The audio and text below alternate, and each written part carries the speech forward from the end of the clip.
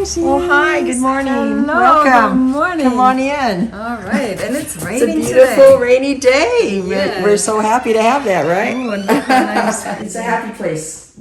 For I sure. like things growing in it. Would you like to know about my tree? Yeah, yeah. In 1982, my husband, Dan, was a highway patrolman, and he died in the line of duty. And my friends gave me this tree when at his funeral. Wow. So I've had this tree for 43 years, Wow. and I've kept good care of it. I've repotted it several times. So, you can keep something going a very long time if you just give it some love. This is my huge collection of ceramics. I am a potter. These are pots by several dozen people. And my work's up top.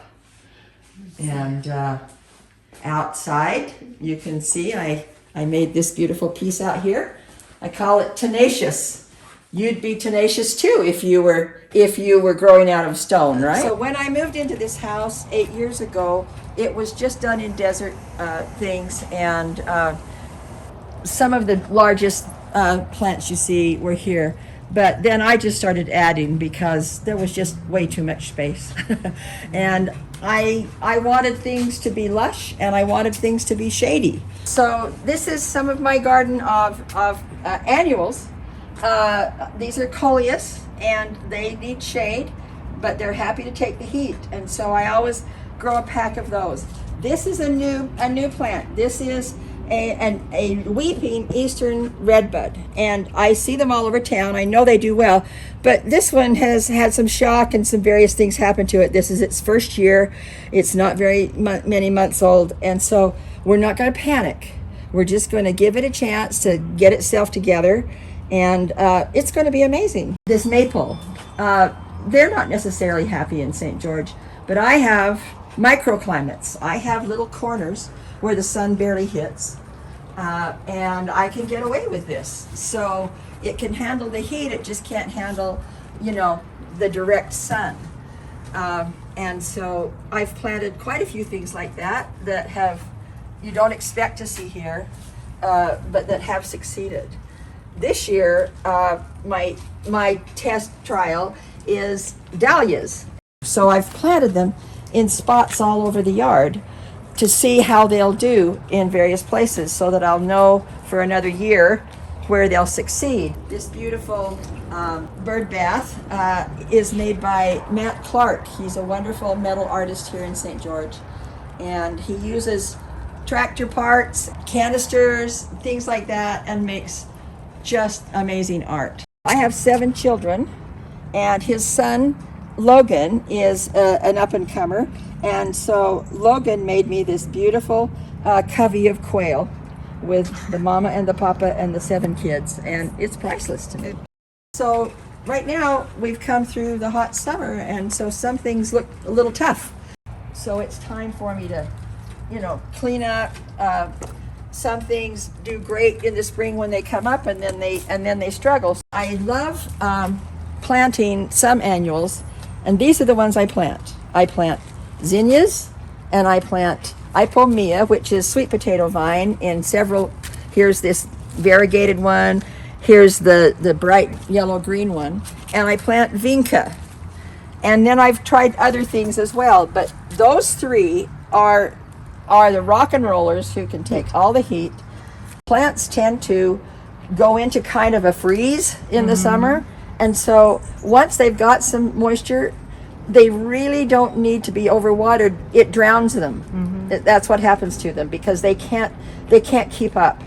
And so a deep watering less often in the summer is especially important, and that's a hard lesson to learn, because you want to go out there and you're thinking it is so hot, they're just drinking everything. Well, they're not drinking as much.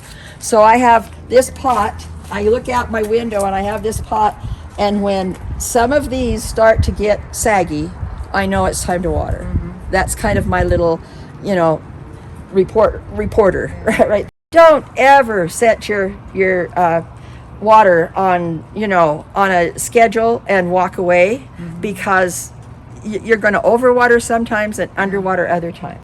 stick work. your finger in the Yeah. ground or watch your plant that you can count on to start caving in when it's really time for everybody to have a drink. I have irrigation all through the garden. Yeah. And so some things require more, some things require less. I only have 2 stations. So because I only have 2 stations, what I have to do is put emitters, sized for what's going to happen. So a big shrub that is going to need more, we'll get more emitters. A small plant that needs less will get a smaller emitter because they all have to run at the same time. Right here I have Lisianthus, and you noticed maybe back on the zinnias in here, I'm leaving these, I'm not popping them off right away because I want to save the seeds. And so they've got to get real dry so that they will be viable seeds. This is see today, some things are cute today and some things aren't, but this is a hardy hibiscus, and the regular hibiscus that you see in California, doesn't do this, but this one comes back every year. And it has these huge blooms that are white or pink or red with a dark center, and they're just exotic. And so I'm sorry they're not blooming for you today, but We'll come back. And there you go. And my iris, Yeah, wow. see, it's time for them to be whacked off. You can see some new growth on them, but these are our spring bloomers. And they come back. Yeah, and this is a rose called Joseph's Coat, and it's the first one to bloom in the spring, and it has about 6 shades from yellow to orange to red on it all at the same time. And so I'm a real rose nut, and I love roses. And so there were when I bought the house, there were just the same shrub, Nandina, the whole way. So those went, and instead I have this garden of earthly delights going on here, and it makes me happy. Here's another dahlia that we're trying, and see, some of them have had a hard time, but now they're going to start to come out. So here is a bloom on one of my roses. See, we get some this time of year, but pretty soon everybody's going to wake up, and you can see the beginnings of new growth coming. And so they've all had a rough summer, and some of it's really hard for them, and so you see, here's another one that's decided it's going to come. And this is really cool stuff. This is ajuga. It was a giant ajuga. I've never seen it big like this, and this has beautiful purple blooms that come up.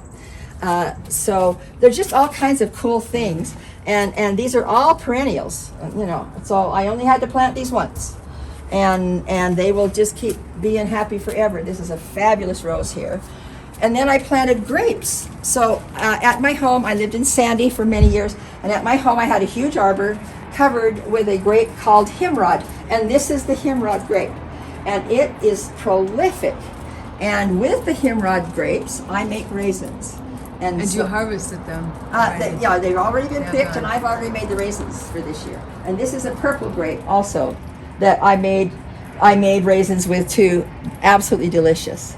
And finally getting pomegranates. Last year we had like 1 or 2. This year we're going to get a whole lot more. So look around here. Okay, here's the other castor bean. So you saw that little one around on the other side, and here's this monster that's just grown all in one season. And on the other side of it is a fig tree that's kind of lost in there, but they will shade my garden. I'm choosing plants that will take off and crawl up. This is a pineapple guava that has been espaliered, so spread wide instead of just turning into a big round plant. So it will spread and crawl up that. And this is a Palo Verde that has started growing here. I'm so excited. I'm going to wait a month and just give it a month longer, and then we've got to get it out of there while we can still get its roots easily, and I'm going to transplant it to a place where it can grow. So this is the kind of stuff that happens all the time. Things just come up. So where are you getting your plants from? The nurseries around town. Is it like a plant share too? We're working on a plant share. Okay. That's going to come next spring. You got to get the plants to people. Yeah.